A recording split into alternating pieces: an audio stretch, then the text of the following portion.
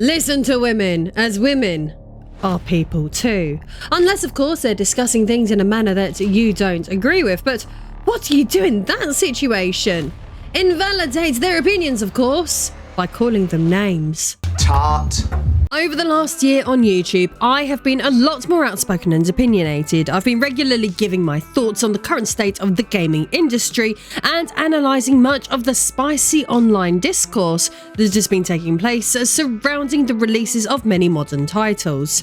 Finding myself often sharing similar views to the majority of gamers rather than the larger mega corporations who have been delivering a lot of soulless drivel as of late, most of my audience enjoys hearing my takes and what I have to say, but there's certainly a peculiar little brigade that prefers a different approach. Sure, not everyone has to agree with what I have to say, but instead of challenging me with ideas or critiques, I'm finding more often than not that a fair few people resort to the playground tactic of name calling, with pick me girl being the insult du jour. Apparently, despite sharing thoughts in alignment with many gamers, I'm apparently fishing for approval, and not approval from fellow gaming aficionados, but supposedly for attention from men. The insinuation? That my opinions are as authentic as a $3 bill, tailored not from conviction, but rather for acceptance. Imagine the horror of someone speaking their mind and others agreeing with them. Clearly a nefarious plot, but fear not, for the intrepid pick-me police are here to save you from the perils of a woman sharing her opinions. Their noble cause? To ensure no opinion goes unscathed unless it's theirs. How dare I have opinions that they don't agree with? Preposterous. Amusingly, these name callers don't annoy me in particular. In fact, I find them quite entertaining. Their efforts to brandish these insults as a silencer for outspoken opinions sparked a fun idea. Why not create a video where I analyse and gently mock these self-perceived champions of anti-conformity? So in today's video, let's shine a light on the absurdity of using personal attacks in place of genuine debate. Who knows, perhaps we will convert a few from simply hurling insults to actually exchanging ideas, but let's not get ahead of ourselves. I am Lady Decade, and this is the ridiculous Pick Me Girl paradox.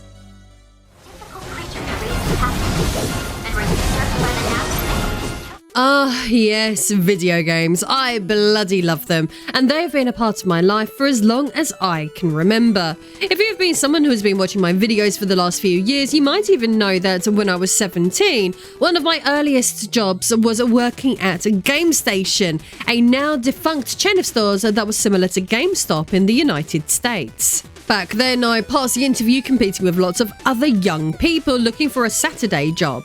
I was told I beat the other applicants due to demonstrating a passion and knowledge for gaming that was superior to the others going for the role. In fact, I was successfully awarded the job role over my two mates who also applied too, but back then no one ever referred to me as being a pick-me for being into video games at the time. Most people just thought I was weird. As a young person, I loved that job and thoroughly enjoyed being immersed in my interests there, especially working alongside others who accepted my quirks rather than taking the mickey out of the fact that I was a teenage girl who was into gaming. In fact, a minor twist, the other two girls who applied for the same job were in the same larger friendship group as me and were people I hung out with at weekends. Side note, those two didn't actually like gaming all that much and applied for the job simply because it was a Christmas job and they wanted the money. There was a lot I liked about that job. We spent our days discussing nerdy topics and selling video games to like-minded people. I liked the fact that I was able to answer questions people had about the games they were buying, even stuff like making recommendations to parents and grandparents looking for Christmas gifts for their children and grandchildren was fun too.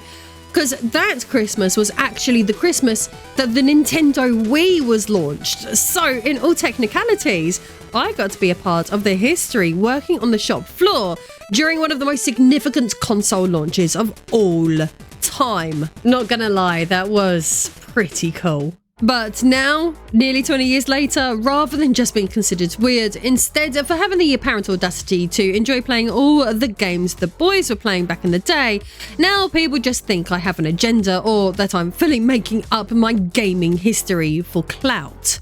In an ironic twist, I've gone from being considered a weirdo for loving games to now being accused of being someone who pretends to like games. All I can say is that out there in the world, there are clearly a lot of people who are bigger weirdos than me to believe that I would fake loving games and all of my opinions just for money. Speaking of money, games are expensive, aren't they? But thankfully for you, nearly 2 decades later, I still love to help gamers find a bargain. Get huge discounts of up to 90% off for thousands of AAA, indie, modern and retro games by simply using my affiliate link.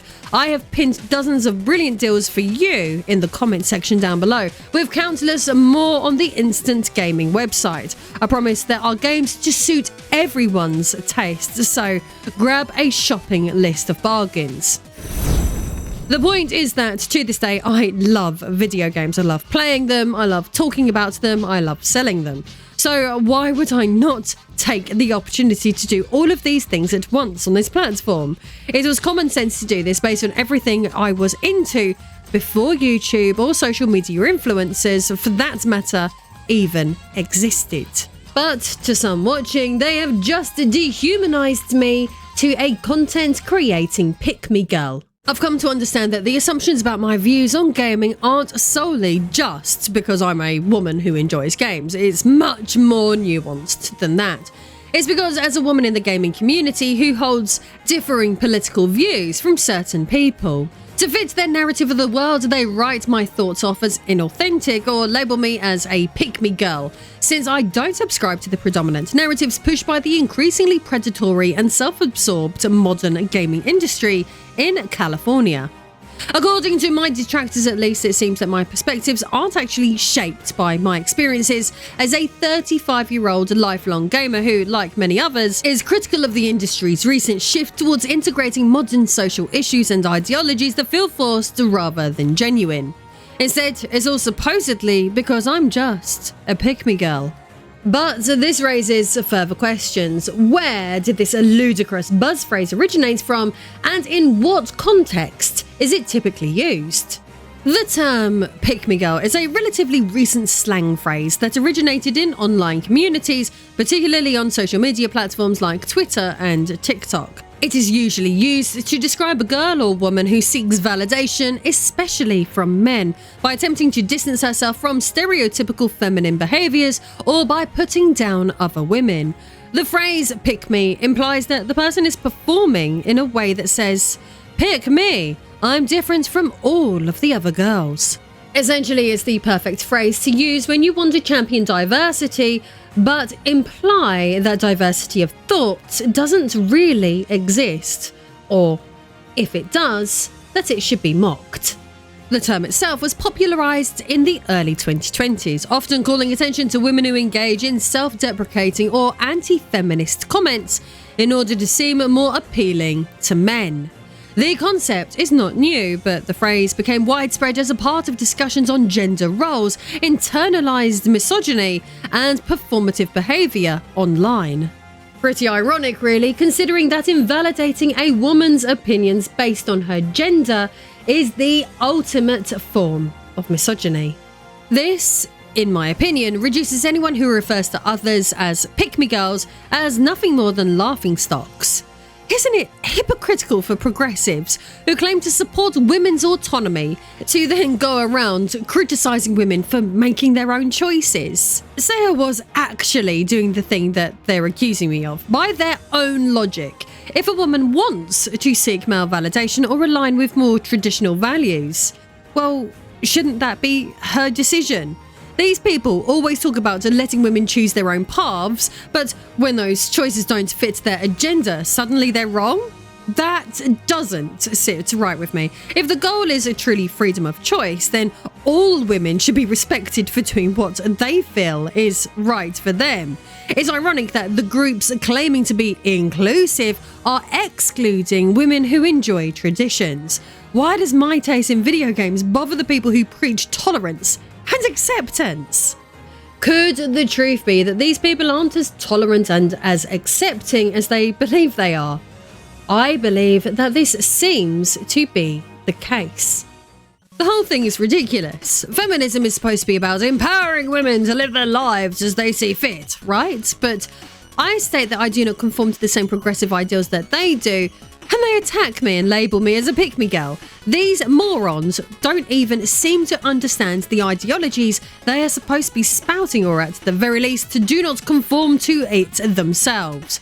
I value individualism, and it feels like calling women pick-me-girls is just an attempt to force everyone into a collective identity that fits a narrow idea of how a woman should think or feel, or what empowerment should look like. If these people truly respected women's choices, they would respect that not everyone wants to fit into the same progressive mold of empowerment. I like my games in a certain way, and I am free to criticise the industry as I see fit. It's hypocritical to say that you're for women's rights and then tear them down for making the same individual choices that don't align with the collective Californian ideology. If I was happy to live in a communist society, I'd just move to China. Perhaps what is most egregious of all, though, about the pick-me-girl phrase and those who weaponize it, is the fact that most of them claim to want women in male spaces, yet want to tear down voices like my own who are popular and accepted by a large audience. For the record, my statistics show that 98% of you watching today are indeed men, so why would I not be trying my best to keep you, my repeat audience, entertained? Just because the game industry doesn't care about the people supporting it doesn't mean that I should give up my audience too for the sake of some batshit crazy ideology that close to no one believes in. We've seen what happens if you create products that appeal to no one, and it's the reason why shows like The Acolyte flopped and Sony lost $400 million on the Concorde disaster. Where is the shame in creating content that is validated by its audience, if that's what the audience wants? Is that not the very purpose of content creation in a capitalist space? In fact, if you are someone who considers yourself a progressive who is watching today, you should, by your own ideology, at least be cheering me on, not booing me.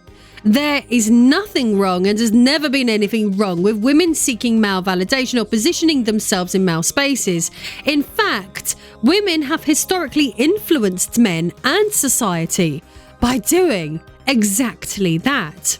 Progressives who criticise this behaviour are ignoring that women can be powerful and influential even within traditional or male-dominated settings. It's ironic because they claim to be for women's empowerment, but they're ignoring the way women have always navigated and exercised influence in these spaces for thousands of years. They shouldn't be dismissing such power just because it doesn't fit their one-dimensional modern progressive framework.